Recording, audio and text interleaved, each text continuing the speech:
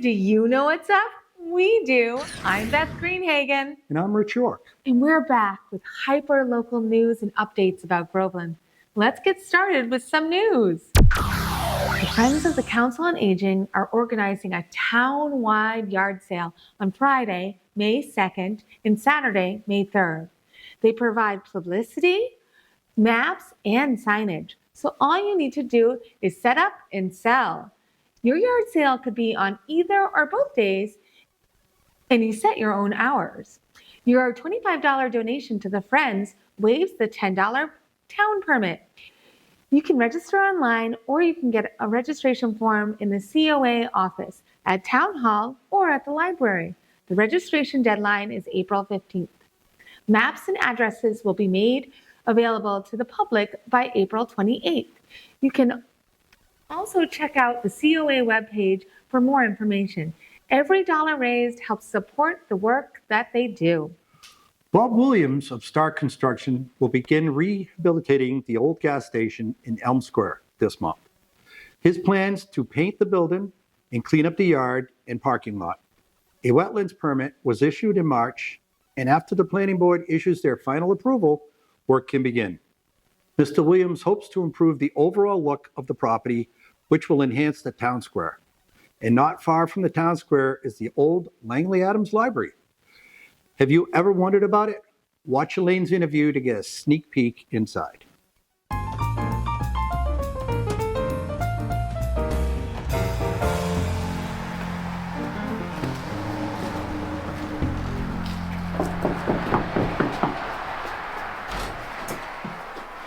Hello. Hi. Welcome to the Langley Adams Library, also my home. Come on in, Elaine. Thank you. I'd love to come in. Oh my gosh. Hello and welcome to Groveland Community News. My name is Elaine Temesian-Muse, and today we will be meeting Dale Angelico Hart. You may not know her, but you will know her presence in Groveland after this interview. Thank you for being with us today, Dale. When I did a bit of research about you, I can see that you have passions for books, art, history, education. I've prepared some questions for you, but also invite you to add anything you would like to our conversation. I do want to congratulate you on the recent birth of your granddaughter. Oh, thank you. Thank you. What's her name? Her name is Briar.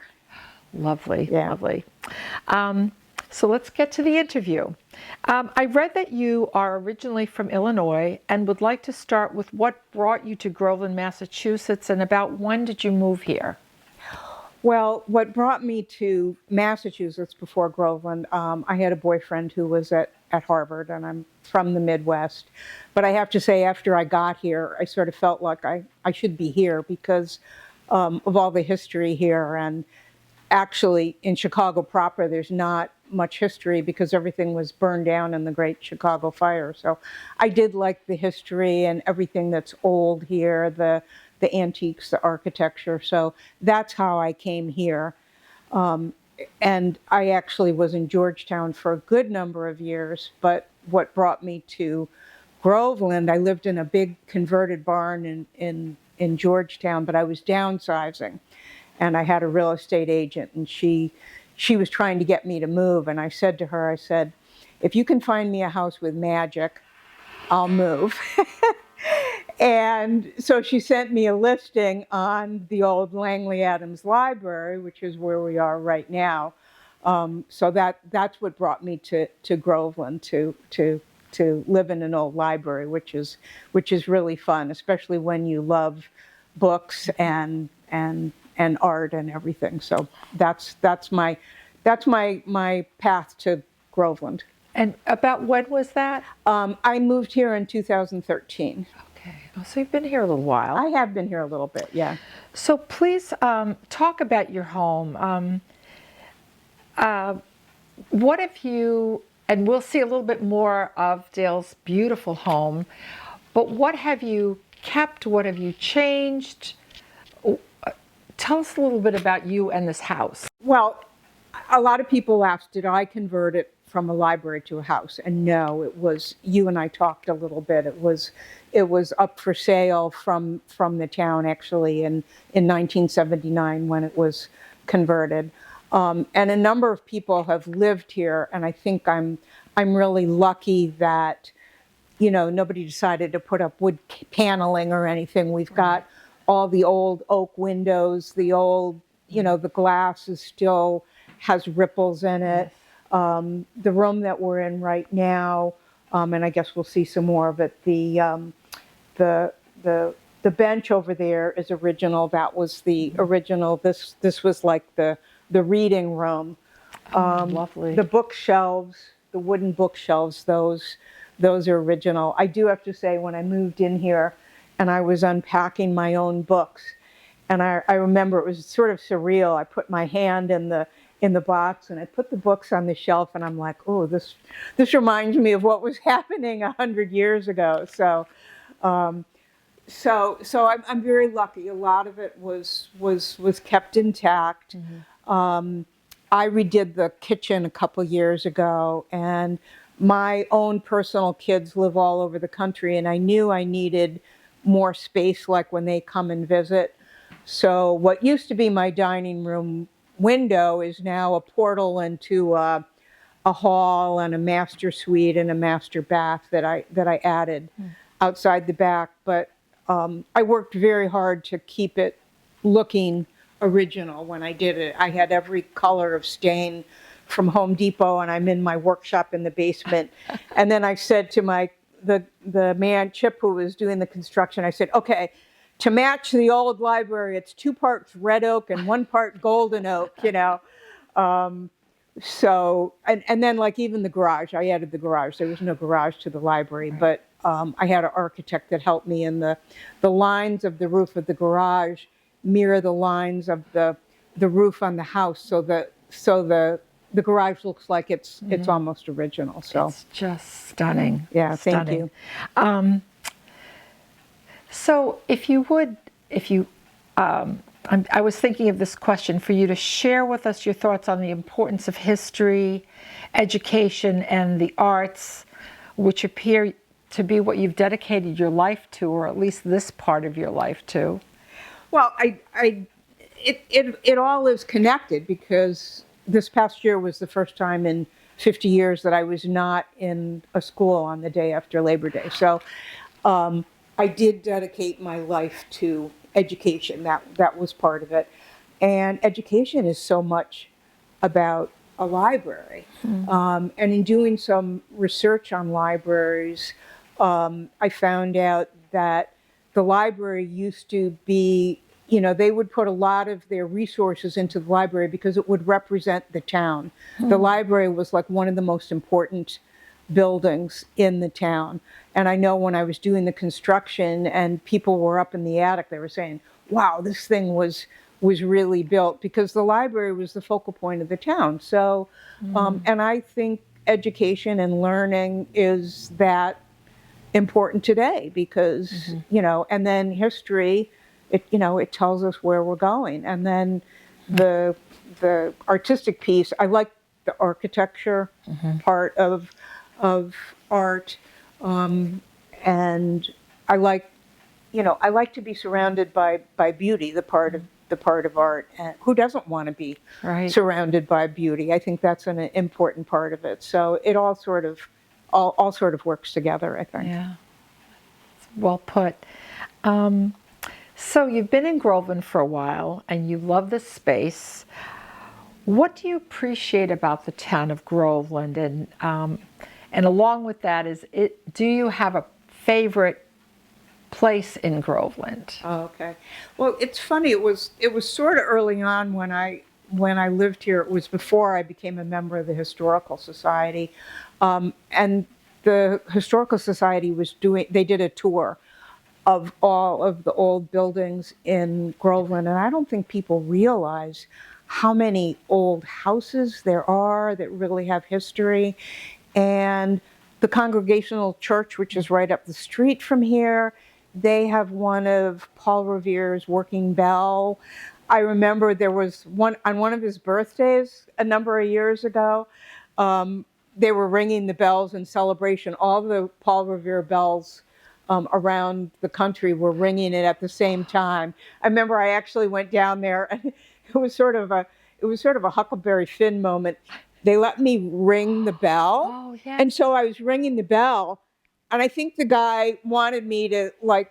He's like, okay, I'm tired of ringing the bell, so I was ringing the bell for a while. But I don't think people actually realize that, and that's an important thing to know. Like even in this small town, that there's so much history going on. So Do you have a favorite spot in Groveland?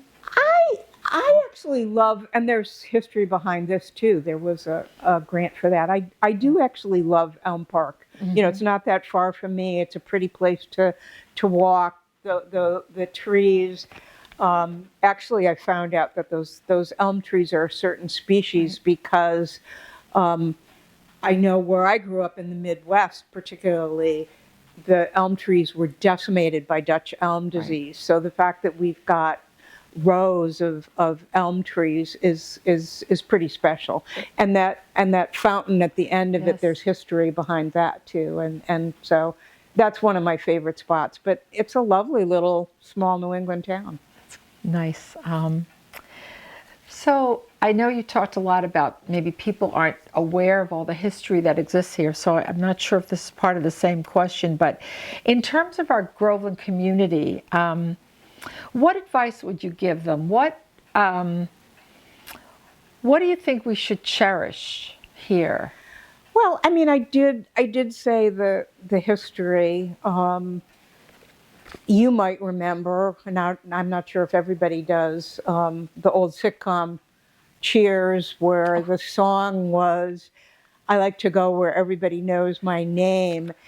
And I think, I know when people say, where are you from? I'm like, oh, it's a small town, Groveland, you know, I haven't heard that. But this is the type of place where everybody does sort of know your name. And I think you do need to appreciate, you know, when you look at, you know, Amazon and everything is bigger and better, there's not a lot of little stuff that's left anymore. And I think Groveland is one of it. So appreciate that every day. I think that's important. Well said. So as we come to the close of our time together, what brings the most joy in your life right now? Well, I do like art. I do like creating things. I do like beauty. So there have been a lot of things that I have created around here. So it brings me a lot of joy to live in a library and be surrounded by pretty things. So I guess that. And I have great neighbors, great people, involved in a lot of people in town, and sharing those things. I had a lot of parties right here in this room, you know, for some of the groups, you know, like our knitting group, and, you know, met here, and book club, the Friends of the Groveland Library. So sharing all of that together is important. Yeah, well, you certainly are part of the community. And as I said earlier in the introduction, if people didn't know you, they're going to know you now. So, Dale, are there some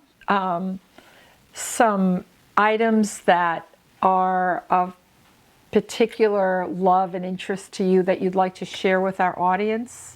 Yeah, there's a lot of things. I know one thing that usually people notice right away is I've got this Emily Dickinson poem that's stenciled around the top of the library, and I started the first line, "There is no frigate like a book to take us lands away," and then I'm like, oh, that looks pretty good. So then I continued, and it actually goes around the whole top of the library, and it fit almost exactly.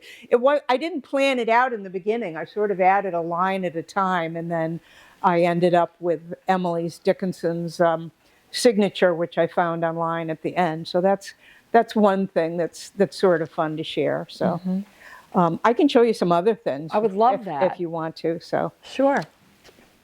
all right. So as I mentioned before, I needed to add some space when my kids came to visit.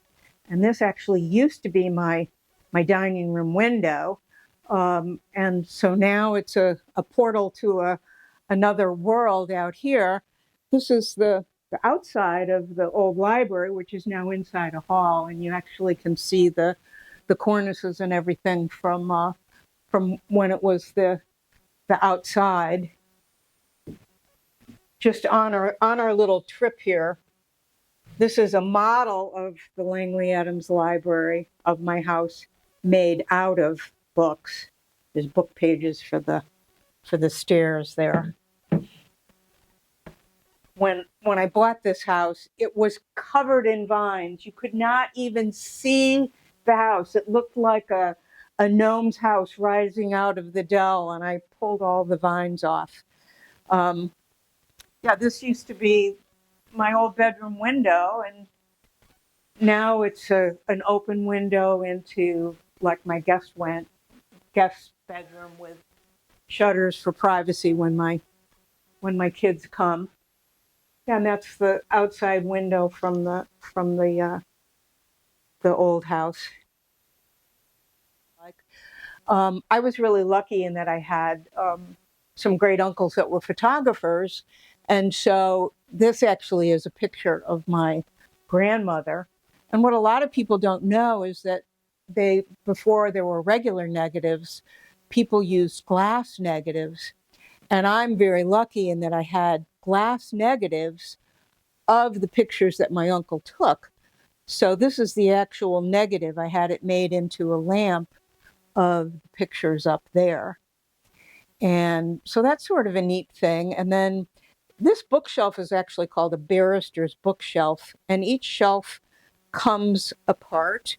And in each shelf, I turn each shelf sort of into a book city up here, and then you take the stairway below, and you're down into sort of a imaginary library, because there's some things in there that are not quite. I like to play with scale in my artwork, so sometimes the scale, it doesn't match to be like an exact miniature, but it's sort of a miniature imaginary library in book world. So that's something that brings me joy, and it brings me joy to share some of these things with other people.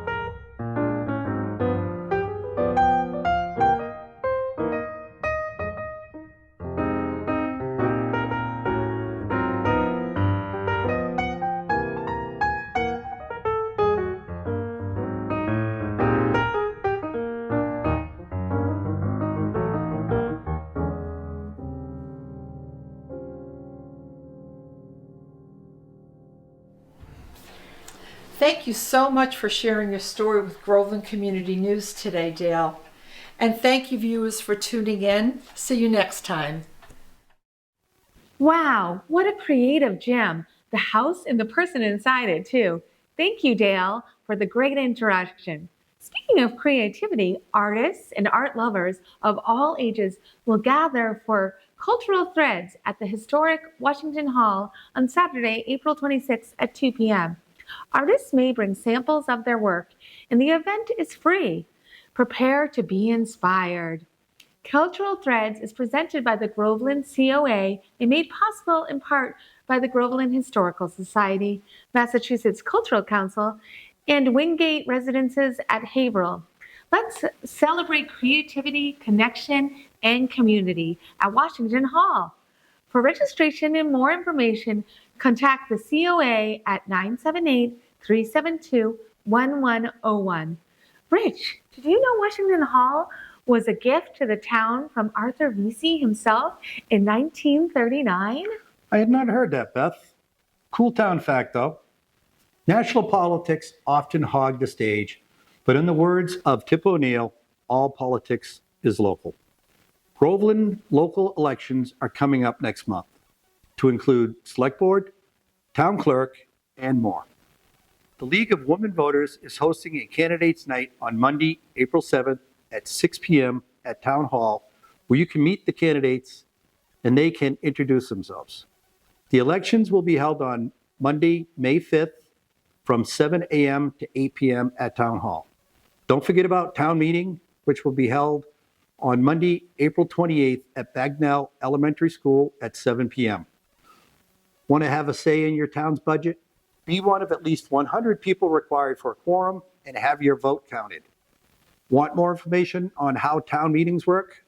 Groveland's town moderator, Joe Demore, created roundtable discussions videos that you can watch on Groveland TV YouTube channel under the videos if you like to learn more about the town meetings. For example, in March, the Planning Board approved and recommended the designation of a special zoning overlay district for compliance with the state's Chapter 40A, Section 3A zoning mandate, also known as the MBTA law.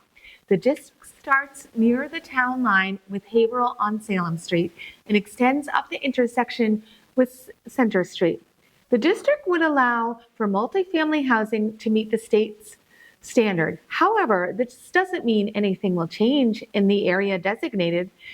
This is a change in zoning and does not require housing to be built. Passing the zoning change at the town meeting on April 28th will put the town into compliance with the state law and prevent the loss of grant funds from the state because of non-compliance.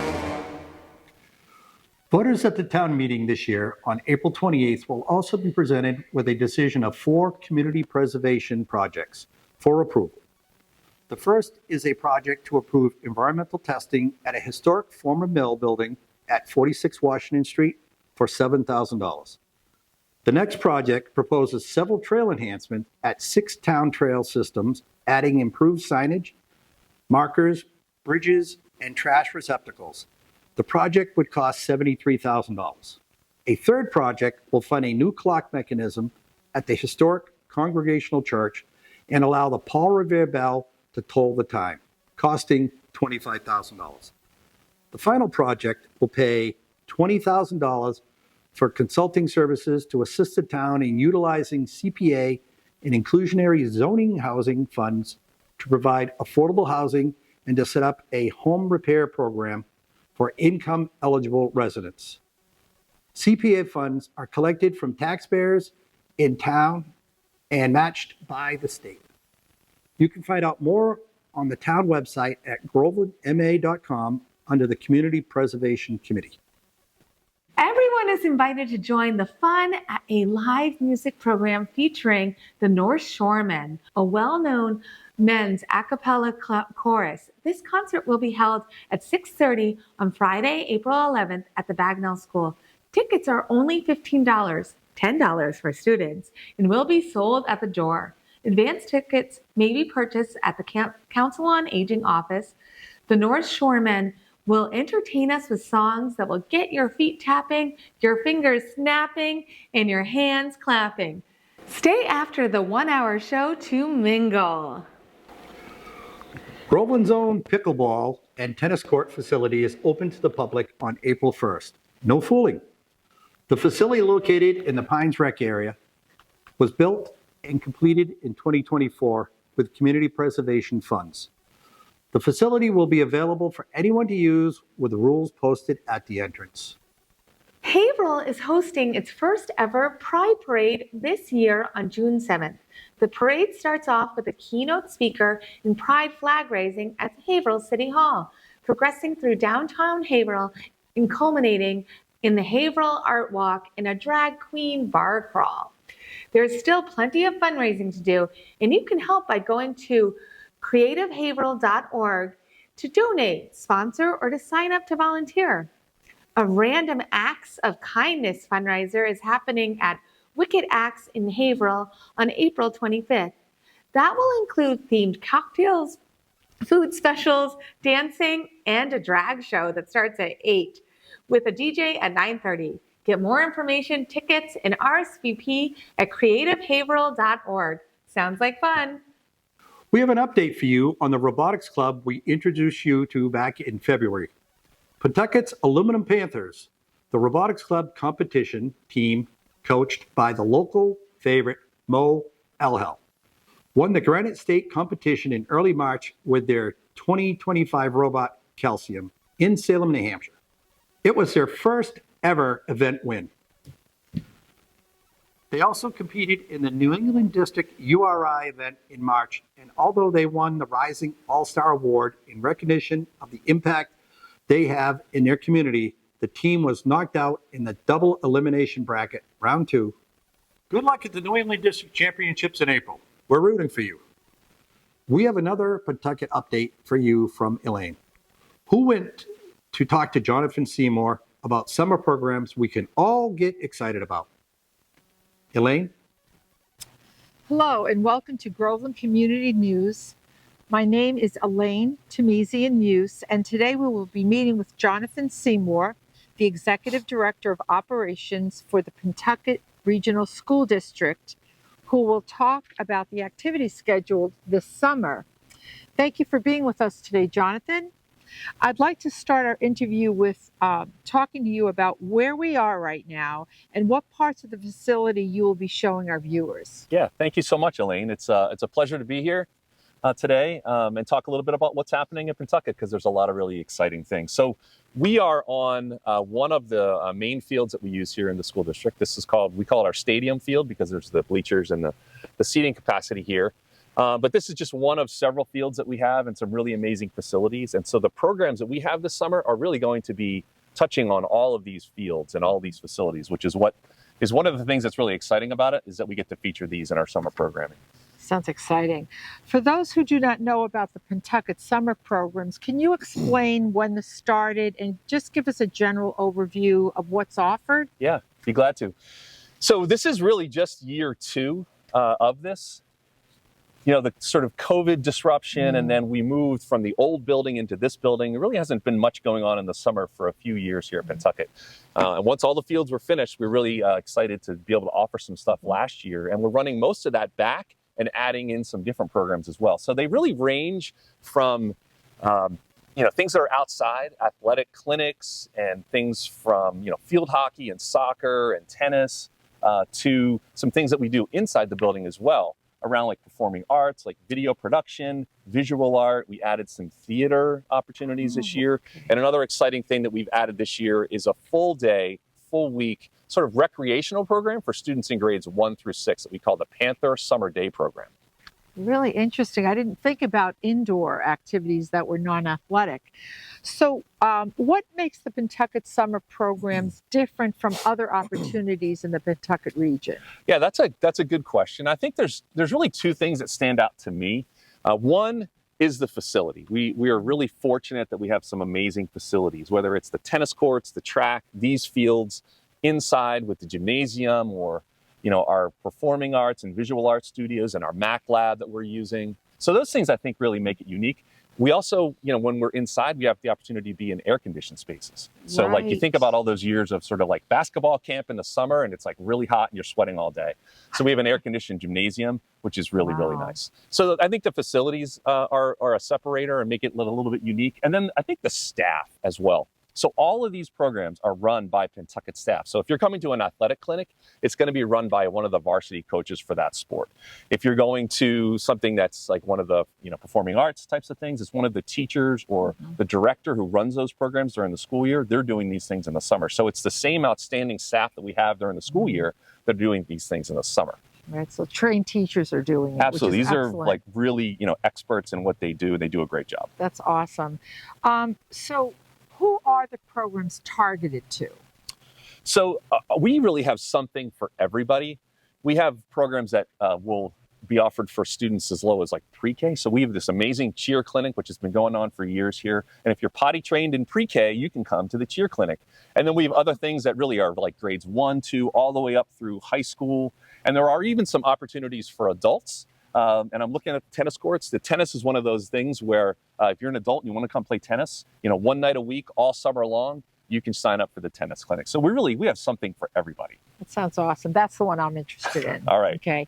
And you mentioned a little bit about the how long the sessions are. Could you just talk about the variable Yeah, so schedules? there's a little bit of variety. I mentioned the Panther Summer Day program. So that's an all-day program, 8 to 3, Monday through Friday. And it's for 6 weeks in the summer. So you could sign up for 1 or 2 or all 6 of the weeks if you wanted to.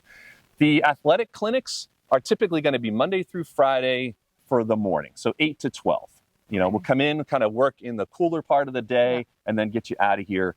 And this year, what we've done is we've paired an athletic clinic in the morning with an inside activity in the afternoon. So if you are interested in like field hockey, you come to the field hockey clinic in the morning, then you can come in and have lunch. And then we're going to take you to a classroom and you could do like a visual arts session for the afternoon with Marcia Nato, our excellent visual arts teacher. Or you could do something video production with Steve Bartholomew, who again is our outstanding video production teacher and video game programming. So we're trying to give people the opportunity to have a full day and a full week if they want to. So in terms of numbers, and it might vary with each thing, but what types of participation do you allow in each activity? Are some very small and some large? Yeah, that's a good question as well. Some of the, like you could picture some of the inside stuff that's in a classroom, right? Those are capped at around 25. Okay. The outdoor stuff, we can handle, much larger groups for some of these athletic clinics as well. So it does vary a little bit. And, we will be, as long as there's space available, we'll take registrations right up to the day that we start the program. Okay, great. And cost is important to a lot of our families and individuals. So could you talk about cost and whether or not there are any kind of financial grants available? Yeah. So the cost also is going to vary depending on the kind of program that you're signing up for. So the Panther Summer Day program, it's like all day, all week. That's around $350. And then the athletic clinics, which are a half a day, they're about $250. And so, if there is a financial hardship, we're always willing to talk to families about how we can help and support them. Great. Awesome. How can people find out more about what you're doing? So if you go to any website for any of the schools in our district, you're going to find in a pretty obvious place, there's a link there that says Summer Program Signups. Click on that and it'll take you to our website. And so we have a website that gives you additional information, dates, times, descriptions, contact information. You're like, oh, I think I might want to sign up for that tennis clinic. It's the contact of the coach that's teaching that. So they could, answer maybe a more specific question. And then eventually there's a registration link. Click on that registration link, give your information, do your payment, and you're signed up and ready to go. Great. Okay. And when will the schedules be online and available? They are online. They're ready now? Yeah, we've been live since February. So all that information is out and available for people. Yeah. Good to know. So before we close this this informational time, is there anything else that I haven't asked you that you'd like to add and let our viewers know?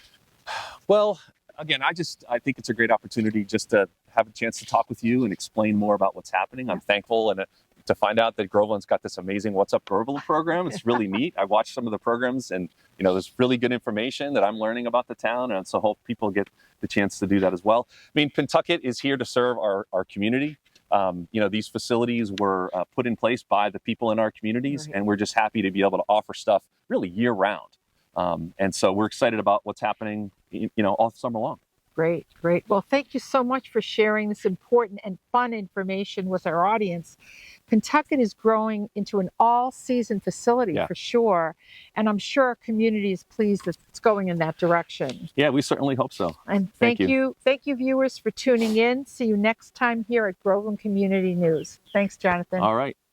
Wow, sounds great, Jonathan. Thanks, Celine. You can go to any district school's website to find out more information on Pentucket summer programming. Now, last month, in celebration of International Women's Day on March 8th, the Groveland Council on Aging sponsored a free event with the theme Accelerate Action. The event was held at BC Park in the Great Hall on March 5th. About 70 people listened to the 5-member panel who answered questions posed by our own Elaine Tomazian Muse as moderator. The panelists included Pentucket High School senior Nina Gordon, Groveland Town Administrator Rebecca Oldham, former HR Administrator Barbara Sanborn, Reverend Donna Spencer Collins of the Groveland Congregational Church, and small business developer Sarah Tividian. Panelists were asked about their career development, personal aspirations, and life challenges. The women candidly shared their ideas, personal experiences, and feelings. Members of the audience left being inspired by all 5 women and were encouraged to keep moving forward. And now we have a special feature from Lee Thomas with some more history about Groveland. Thank you.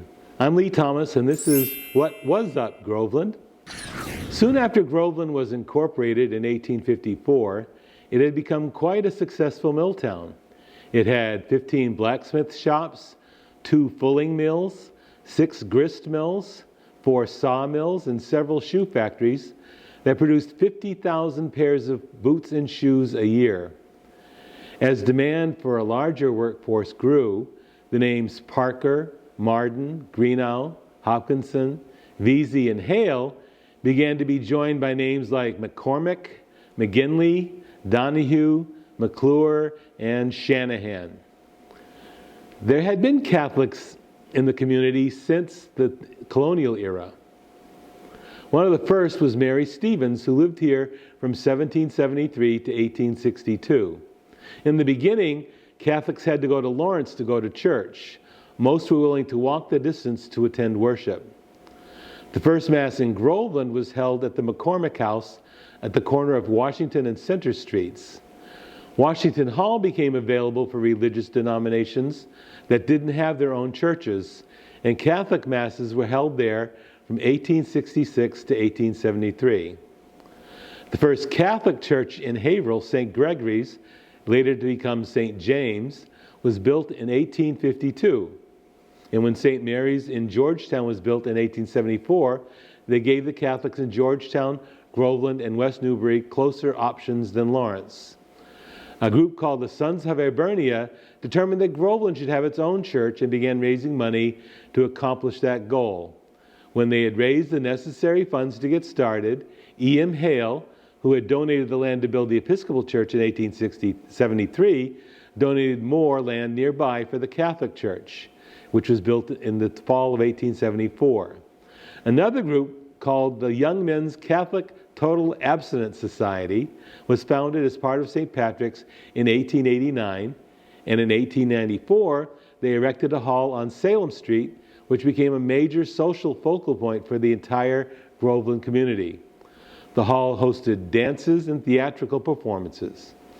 A beautifully decorated stage curtain from the hall was donated to the Groveland Historical Society. The group eventually became so influential in the community that they were often asked to make presentations to the town government and at town meetings. The hall burned down in 1904, but was so missed that it was rebuilt on the same site and was used by the community, even providing a kindergarten until 2006. Additions were made to the St. Patrick's Church building in 1905, resulting in the cruciform shape that it has today.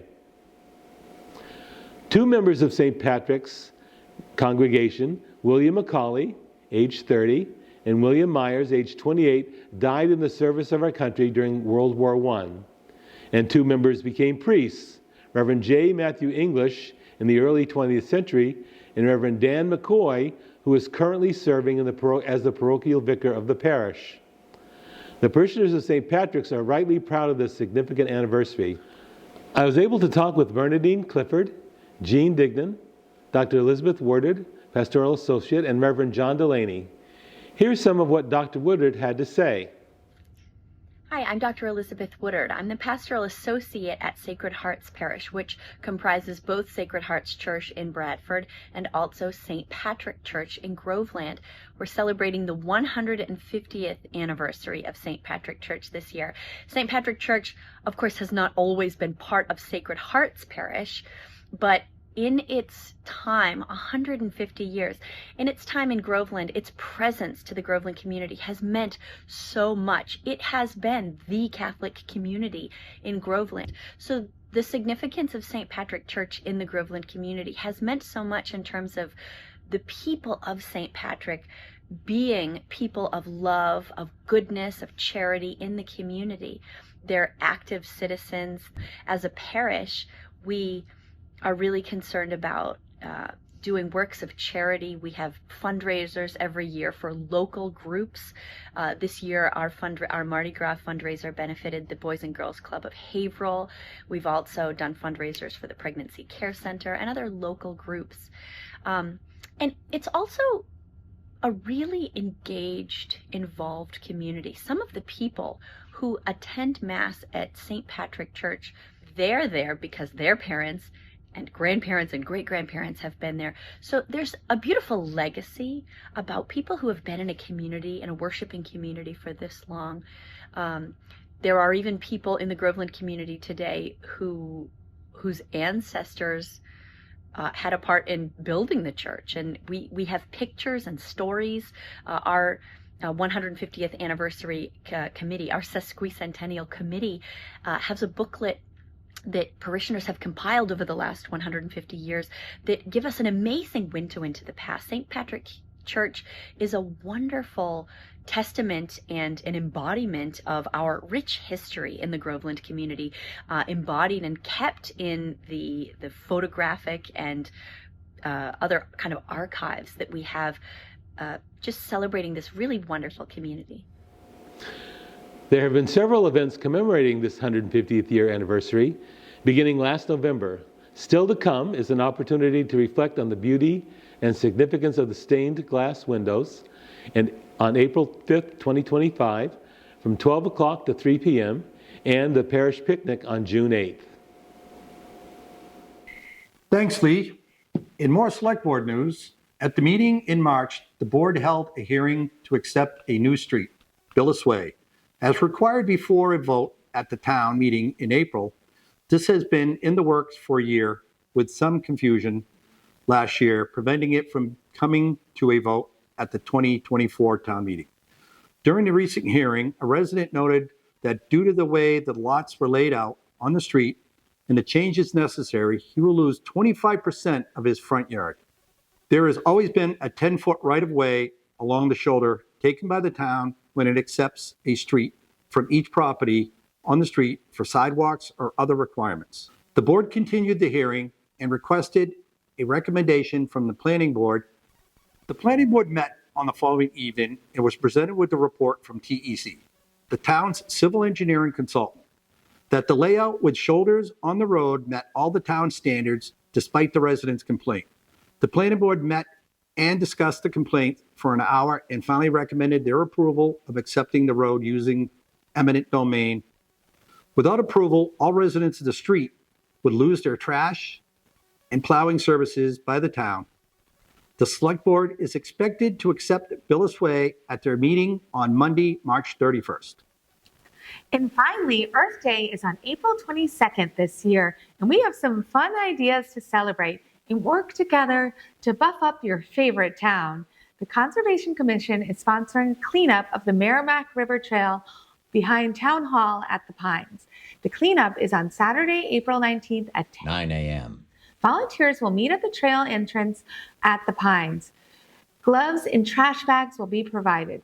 The Commission is also sponsoring activities related to Earth Day on Tuesday, April 22nd at 3 p.m. at VZ Park.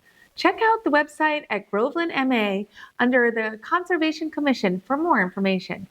And folks, there have been so very many complaints lately about trash discarded on the Groveland Community Trail.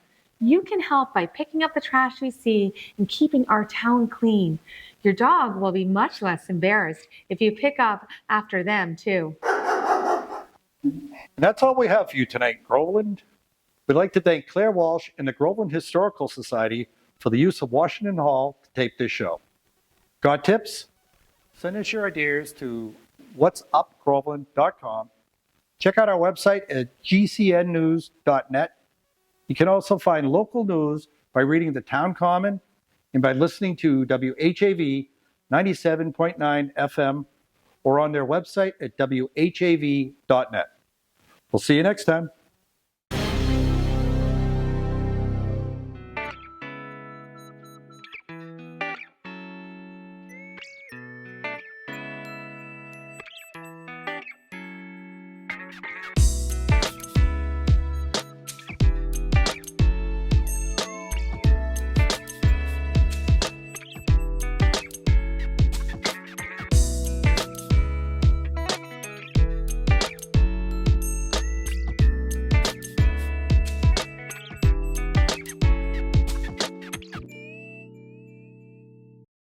GCN, Groveland's Community News.